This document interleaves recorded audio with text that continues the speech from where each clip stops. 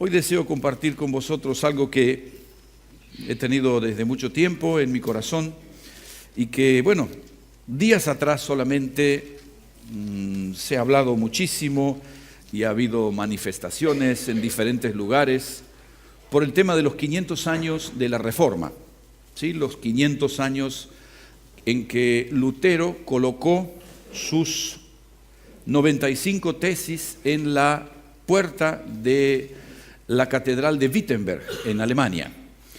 Y cuánto esto ha cambiado de alguna manera la manera de ver el mundo, no solo en Alemania, sino en el resto del mundo. Es decir, aún hoy lo que este hombre hizo sigue teniendo vigencia. 500 años atrás, un simple sacerdote alemán no estuvo de acuerdo con lo que estaba viendo y se levantó de alguna manera y empezó a protestar con lo que veía. Él hizo una peregrinación a Roma y cuando llegó a Roma y vio lo que vio, dijo: esto no puede ser, esto no puede ser, esto no puede ser. Y claro, imagínense qué es lo que pensaba el clero de aquella época con respecto a Lutero. ¿Qué creen ustedes que pensaban? Que le faltaba una tuerquita, ¿sí? Por eso de pronto yo lo que quiero compartir con vosotros es: ¿el reino de Dios es un reino de locos? ¿Sí o no? Ah, muy bien. Busque ahí por favor lo que dice Macarena. Está en 1 Corintios, mire, no hace falta que lo busque, se lo leo yo desde aquí. Mire lo que dice, 1 Corintios 1:18. La predicación de la cruz, o sea, el negar mi voluntad, es locura para aquellos que se pierden. Pero para nosotros, los que somos salvos, es poder de Dios. Y hoy es muy fácil identificar: este está loco, este no, este sí, este no, sobre todo porque no hay un parámetro para ser loco o no loco. Una de las mentes más brillantes de la historia, Albert Einstein, creo que se dice así, él decía que loco es aquel que haciendo siempre lo mismo continúa esperando resultados diferentes. Ese sí es loco. Yo recuerdo que hace un tiempo atrás en Monza prediqué sembrando tomates y esperando recoger pimientos. Es que hay mucha gente que vive así. Sigue sembrando tomate y va a decir: a ver si viene algún pimiento. Digo, son rojos, pero si yo siembro tomates, la Biblia me dice: todo lo que el hombre siembre, eso recogerá. Por eso de pronto una clase de locos son los que siembran una cosa y piensan recoger otras. Ahora, existen dos tipos de locura, ¿sí? Existen dos tipos de locura. Yo quisiera invitarles a escuchar y ver un video de algo que sucedió hace muchos años atrás, casi 100 años atrás, en Italia, y obviamente esto es simplemente una película, ¿sí? Pero escuchen lo que este hombre dice. Este hombre es Mussolini. Todos han oído seguramente hablar de Mussolini. Pero miren de alguna manera cómo Mussolini irrumpe en la política en Italia. ¿Sí? Vamos a ver este video. No, ese no. Ahí está. Mussolini, sindacalista, nonché esponente del Partito Socialista, benché di opinioni opposte, diverse, credo sia giusto sentire la sua esposizione e che possa esprimersi liberamente. Prego. Un sacerdote católico le da para que él hable, ¿sí? Este de bigote que está ahí ese es Mussolini.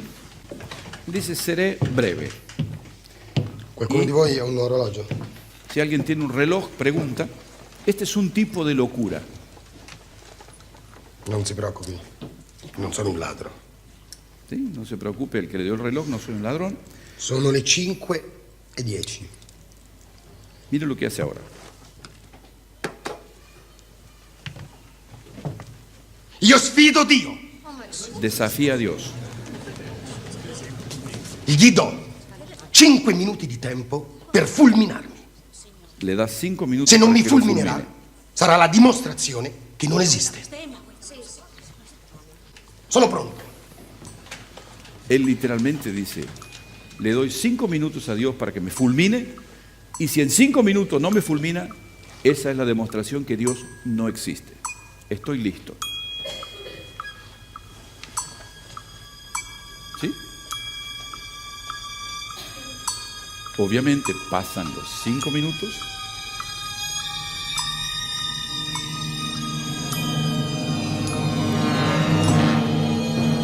Il tempo è scaduto, Dio non esiste. Ok, se terminó el tiempo, Dios no existe. Es decir, hay muchas personas en ese lugar e indudablemente ese es un tipo de locura. Yo no estoy diciendo que Mussolini haya sido un loco, hizo una locura. Teóricamente le salió bien porque Dios no lo fulminó, pero eso no quiere decir que Dios no existe. O sea, desafiar de pronto a la naturaleza, decir, no, bueno, hay una ola que viene de 150 metros de alto y bueno, yo voy a ir con la tabla de surf por encima y voy a ver si se puede. Hermano, hay ciertas cosas que son locura y otras cosas que no. Pero mire, hay algunas cosas interesantes que nosotros debemos descubrir y es la locura inconsciente, que es la que desafía la naturaleza divina, como lo hizo Mussolini, y la locura consciente, de la cual habla la Escritura, y que es la locura que podemos encontrar en hombres como Abraham, pretendiendo matar a su propio hijo porque Dios se lo había dicho. Es la misma locura que tenía Moisés de querer abrir el mar con un palo. Uno tiene que estar realmente loco, en el buen sentido de la palabra. La misma locura de Gedeón, que creyó que con un cántaro y fuego adentro y gritando iban a conquistar una ciudad. Elías pidiendo fuego del cielo. Jesús obedeciendo hasta la muerte. Pablo haciendo cosas como las que hizo. Y también Lutero. Lutero fue un loco, hermanos. Por una sencilla razón. 500 años atrás, cuando alguien osaba abrir la boca en contra de lo que decía el Vaticano, terminaba en la hoguera, hermano. Lo quemaban vivo, como hicieron con tantos. Juan Hus, Savonarola y otros fueron literalmente quemados en la hoguera. Y Lutero se pasó, de alguna forma, al bando de los que enfrentaron esto. Pero hay algo interesante de descubrir por qué el mundo piensa que nosotros somos locos. Mire lo que dice la Escritura. El hombre natural no recibe las cosas del Espíritu de Dios porque esas son locura para él. Ese es el tema. ¿Qué pensamos nosotros de alguien que habla solo? Está loco. Todos nosotros hablamos solos, teóricamente. ¿Quién vio a Jesús? ¿Alguno de ustedes lo vio? Yo no, pero yo hablo todos los días con él. ¿Y qué hacemos con una persona que habla teóricamente solo? Y hay que internarlo en un psiquiátrico, está loco. El hombre natural no discierne las cosas del Espíritu. Es como traer un pez y pretender que viva ahí. Se muere. Lo sacamos de su ambiente. El Espíritu Santo es un ambiente espiritual que nos permite entender a Dios. Solo a través del Espíritu entendemos a Dios. No se puede entender porque somos muy inteligentes. El hombre natural no puede comprender esto. ¿Por qué? Porque se debe interpretar y juzgar espiritualmente. Cuando nosotros pensamos en esto, mire lo que dice la Biblia de Jesús en Marcos 3:20. Entró en una casa, se reunió de nuevo alrededor de él mucha gente, tanta que no podían ni comer. Entonces sus familiares, oyendo esto, fueron a buscarlo y quisieron sacarlo de allí porque decían, ¿qué decían de Jesús? Está mal de la cabeza. Está mal de la cabeza. Y hermano, imagínese que alguien venga y te diga, ¿sabes que hay un hombre que hace 3 días que está sepultado? Vamos a orar para que resucite. En Italia se dice, dobbiamo chiamare il 118. El 118 es el número que se llama emergencia porque ya no hay más nada que hacer. Esa es la verdad. Jesús era considerado un loco por sus familiares.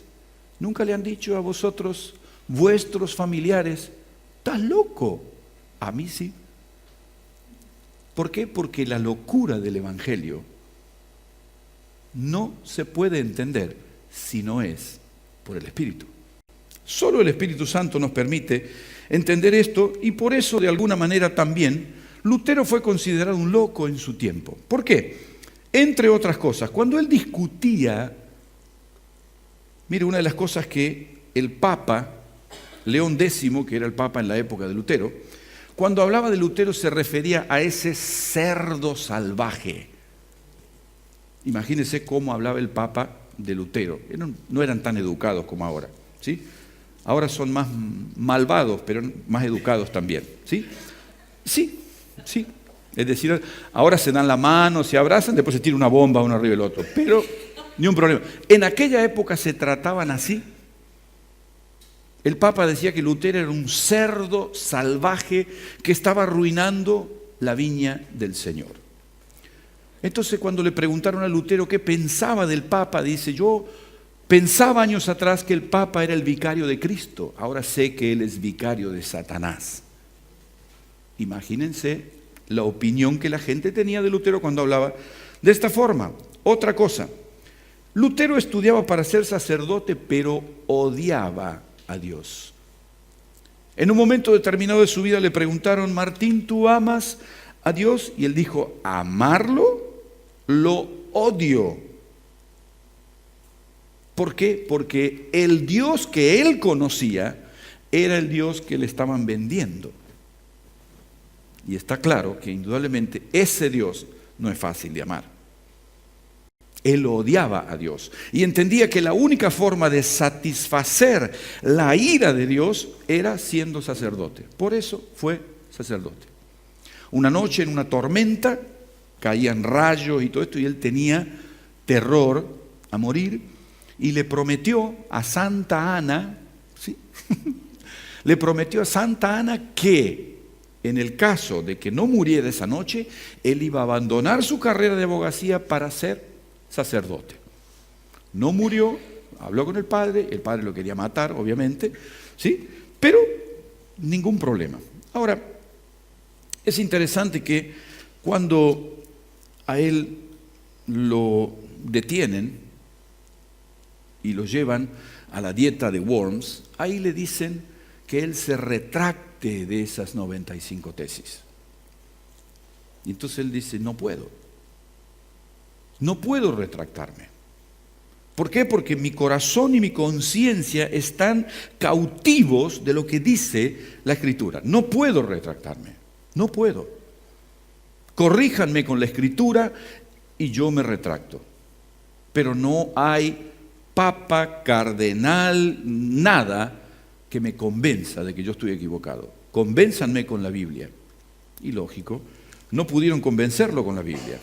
Una cosa que él hacía era que pasaba 3 o 4 horas por día confesando sus pecados. Y claro, uno dice: ¿qué es esto?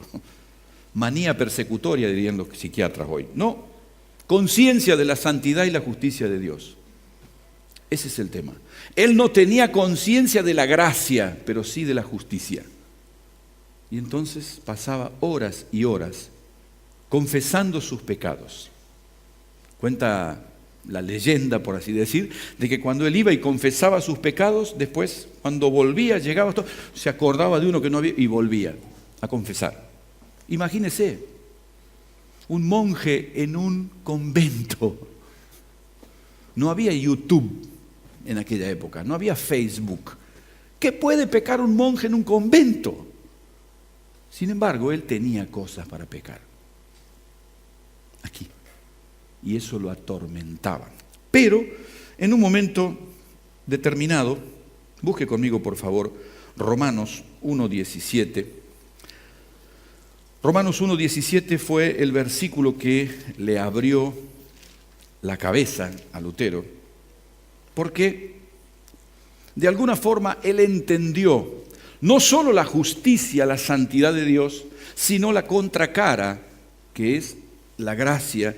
Y hay una interpretación fantástica de este versículo que yo creo que es lo que abrió la mente a Lutero y es lo siguiente. Mire, versículo 17, porque en el Evangelio la justicia de Dios se revela por fe y para fe, como está escrito, mas el justo por la fe vivirá. Para alguien que quería agradar a Dios y que sabía que no era posible. Ahora, déjeme que analicemos este versículo. Dice, en el Evangelio, no por el Evangelio, en el Evangelio como un lugar, el Evangelio como una atmósfera en la que yo me introduzco. ¿Cómo me introduzco? Por fe. ¿Y para qué me introduzco por fe? Para tener fe. El justo, por la fe, vivirá. Esto abrió su cabeza de una manera increíble. Por eso, esa afirmación le llevó a confrontarse con papa, obispo, y donde obviamente lo querían literalmente linchar vivo. Ahora, uno se pregunta, ¿esto es señal de locura? Sí, es señal de locura. ¿Para quién? Para quien no cree. Y yo no estoy hoy haciendo una apología de que tenemos que ser como Lutero, porque cometió muchos errores, ¿sí? Pero cuánta falta nos hace ese tipo de locura para enfrentar las pruebas que hoy la iglesia vive. 500 años atrás la iglesia vivía y enfrentaba pruebas, luchas, dificultades, silencios. Hoy la iglesia es otra. Pero no piensen que terminó el problema para la iglesia. Por una sencilla razón. Cuando nosotros pensamos que este simple sacerdote católico removió los fundamentos de la iglesia, 1500 años de historia temblaron por este loco. Ahora yo pienso, un poquito de esta locura, ¿cuánto bien le haría a la iglesia hoy? ¿Cuánto bien, hermanos? Hemos aprendido demasiado a comportarnos políticamente correcto. Necesitamos una dosis de esta locura de Lutero. Y mire, Lutero y otros en su momento, mire lo que dice Einstein, esto me encanta. Creer es más fácil que pensar y por este motivo hay tantos que creen, pero pocos piensan en lo que creen. Cuando uno piensa en lo que cree y analiza qué está creyendo, literalmente uno es confrontado. Yo me confronto con lo que creo. ¿Es cierto? ¿No es cierto?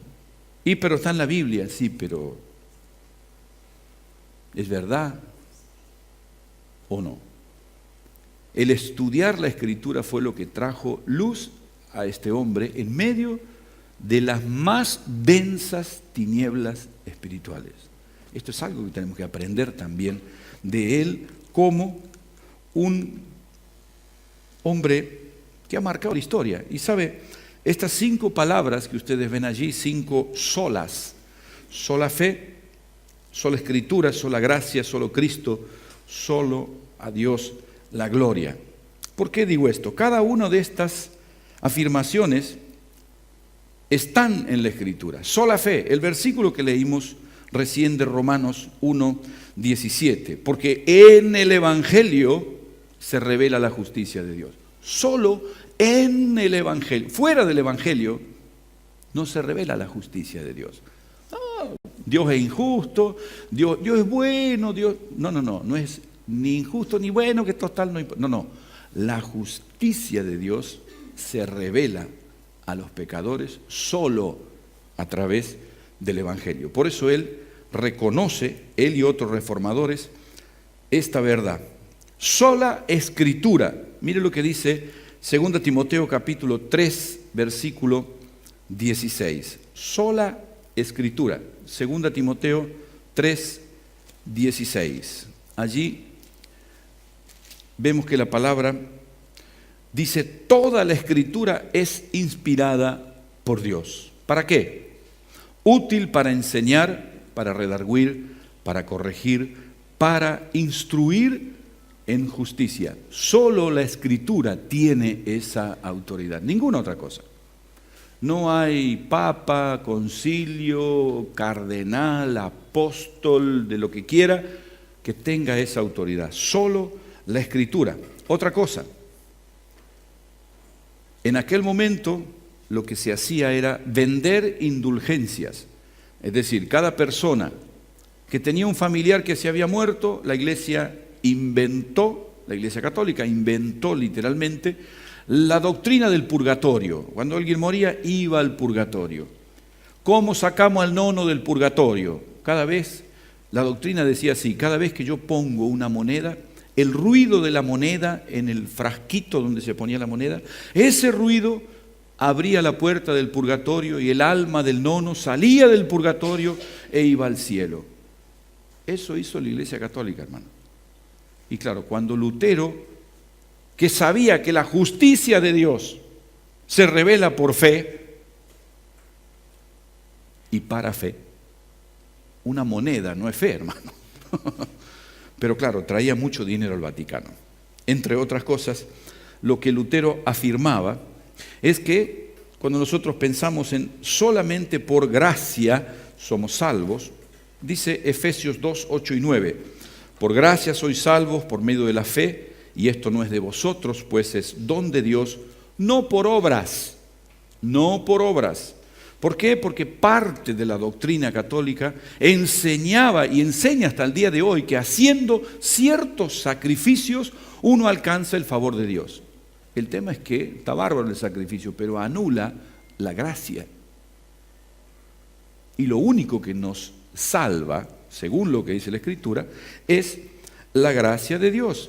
Mire, la iglesia en aquel tiempo tenía un montón de reliquias de santos. Es más, había huesos de aproximadamente 350 apóstoles, solo que hubo 12, pero tenían restos como de un montón. Había apóstol por acá, apóstol por allá, eran 12, pero había, por ejemplo, la cantidad enorme de cráneos. Y uno dice, ¿cuántos Pedro había? ¿20 Pedro? No, solo uno. Pero el cráneo de Pedro estaba en un lado, estaba en el otro, y la gente iba ahí, lo tocaba y lo adoraba y, lógicamente, ponía dinero. Estos eran los intermediarios para que los pobres pecadores se acercaran a Dios. Pero la Escritura dice en 1 Timoteo 2, 5, hay un solo Dios y un solo mediador entre Dios y los hombres, Jesucristo, hombre.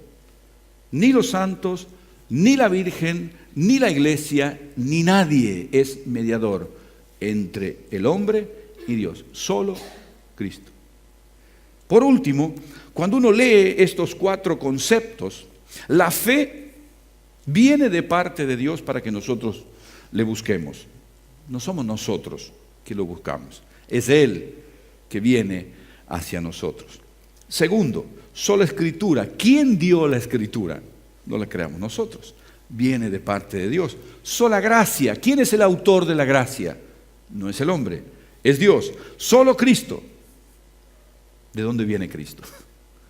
De Dios. Por eso, de alguna manera, los reformadores terminan esta lista de 5 solas con solo a Dios la gloria. ¿Sí? Mateo 6:13 es lo que afirma el Padre Nuestro. ¿Sí? El Padre Nuestro que conocemos de memoria nos habla diciéndonos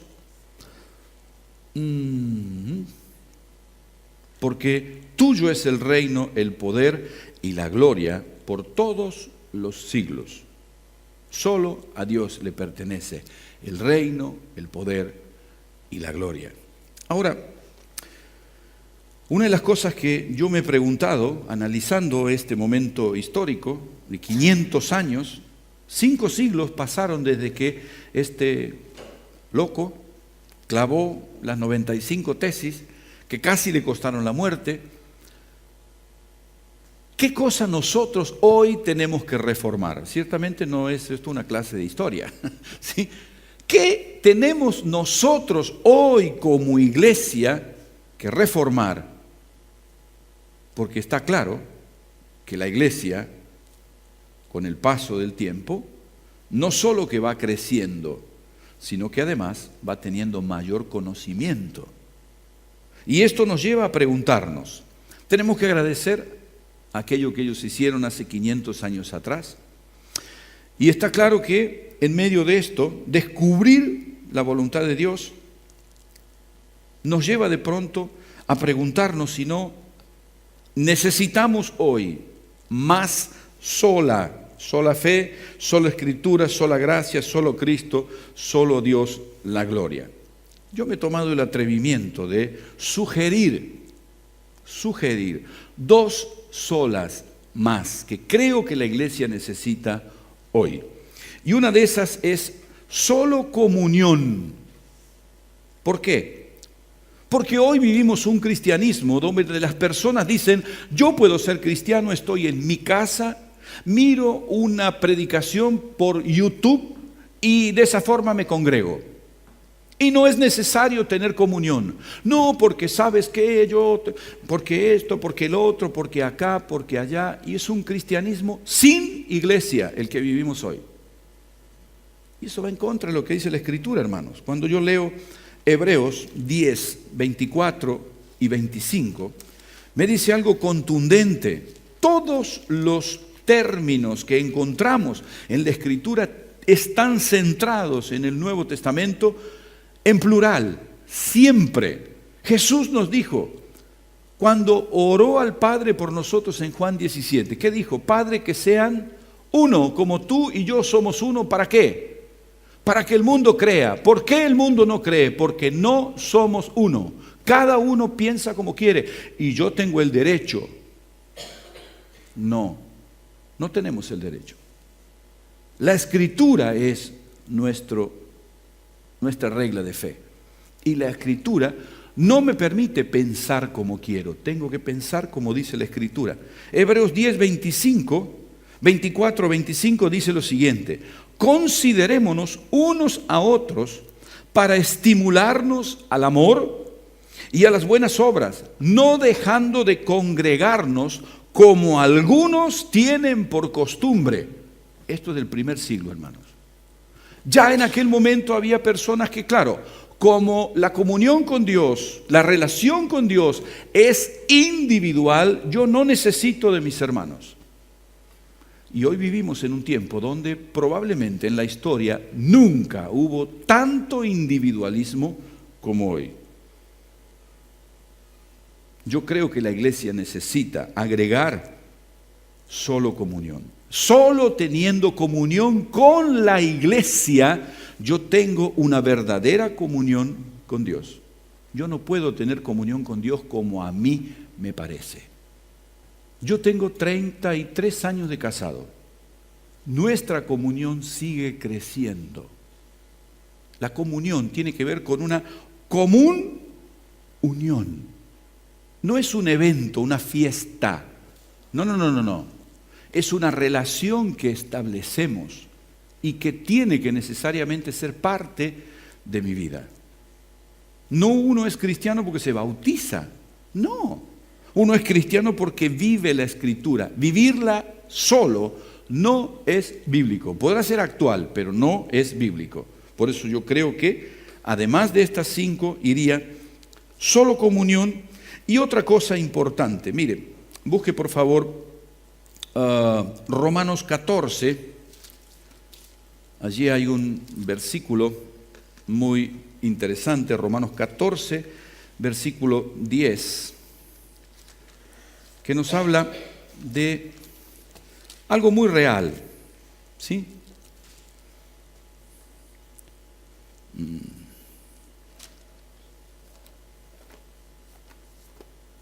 Alguien que lo tenga, que lo lea, por favor. 14, 10 y 11, vamos a ver.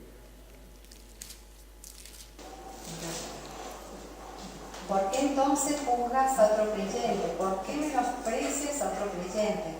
Recuerda que todos estaremos delante del tribunal de Dios, pues dicen las Escrituras, tan cierto como que yo vivo, dice el Señor, toda rodilla se doblará ante mí y toda lengua confesará a Dios y le dará alabanza. Ok. Ahora, ¿qué quiero significar con esto? El concepto es el mismo. Una de las cosas que hoy priman en la vida de la iglesia es responsabilizar a los demás. ¿No escucharon ustedes? No, yo no me congrego. No, porque Nico esto, Nico el otro. Entonces yo no me congrego más. En otros términos, yo no participo de la comunión de la iglesia. ¿Quién tiene la culpa? Nicolás. Yo no me congrego y no porque Alina tal cosa. Y no lo que pasa que Macarena. ¿Y cuál es la cuestión, hermanos? Mire lo que dice, si quiere búsquelo. 2 Corintios 10:5 dice, es necesario que todos nosotros comparezcamos ante el tribunal de Cristo para que cada uno reciba según lo que haya hecho mientras estaba en el cuerpo, sea bueno o sea malo. ¿Sí? Mientras estaba en el cuerpo. ¿Qué cuerpo? El cuerpo de Cristo, hermano. El cuerpo de Cristo. Todos compareceremos. Todos compareceremos. Y hay algo que es real. Algo que yo le llamo siempre el síndrome de Adán.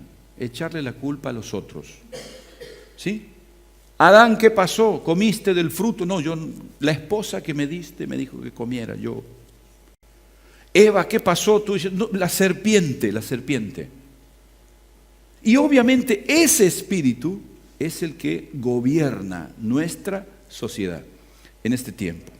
Por eso yo creo que indudablemente para nosotros como cristianos necesitamos un poquito de esta locura de Lutero para poder plantarnos contra este espíritu de individualismo, de egoísmo, de hedonismo, donde lo único importante en el universo soy yo y lo que me pasa a mí, pero Cristo es mi Señor.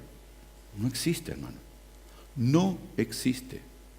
Creo que es tiempo, sí, que nos afirmemos en la sola fe, sola Escritura, sola gracia, solo Cristo, solo a Dios la gloria, pero transformemos también nuestra idea de lo que es la comunión y nuestra propia responsabilidad para con Dios.